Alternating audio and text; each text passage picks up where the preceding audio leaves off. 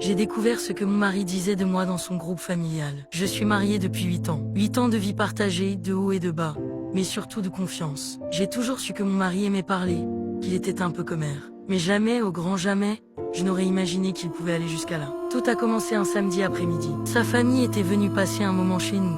Des rires, des discussions, des photos, tout semblait normal. Sa cousine, une fille très sociable, prenait plein de photos de tout le monde. Plus tard, quand je lui ai demandé son téléphone pour voir les photos, quelque chose est arrivé, une notification. Une notification d'un groupe WhatsApp intitulé La Vraie Famille. Curieuse, j'ai cliqué. Et là mon cœur s'est arrêté. J'ai vu mon prénom. Et juste en dessous des messages sur moi. Elle est vraiment moche sans maquillage. On dirait qu'elle ne sait même pas cuisiner. Toujours mal habillée, je ne comprends pas ce qu'il a vu en elle. Et puis le pire, mon mari, mon propre mari, qui écrivait.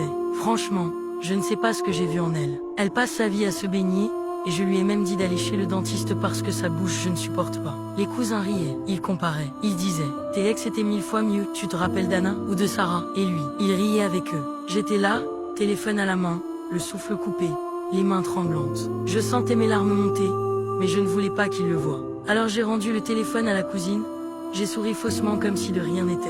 Mais à l'intérieur, je venais de mourir un peu. Quand ils sont partis, j'ai fondu en larmes. Je pleurais comme une enfant. Pas parce qu'ils m'avaient critiqué, mais parce que mon mari, l'homme que j'aimais, celui que je défendais toujours, était le premier à me ridiculiser. Et le pire, je n'ai pas de famille ici. Sa famille était devenue ma famille. Et ce jour-là, j'ai compris que je n'avais jamais vraiment eu de place parmi eux. Ce soir-là, je n'ai presque pas dormi. Et aujourd'hui, quand il est rentré du travail, il m'a embrassé comme si de rien n'était. Il m'a dit « Tu es belle aujourd'hui, ma chérie ». J'ai senti une rage monter en moi. Un mélange de dégoût, de peine, de trahison. Je l'ai regardé droit dans les yeux, sans rien dire. Et dans ma tête, une seule question tournait sans cesse. Comment je peux encore partager ma vie avec quelqu'un qui se moque de moi derrière mon dos? Je ne sais pas quoi faire. Je ne sais pas si je dois l'affronter, tout déballer, ou simplement partir en silence.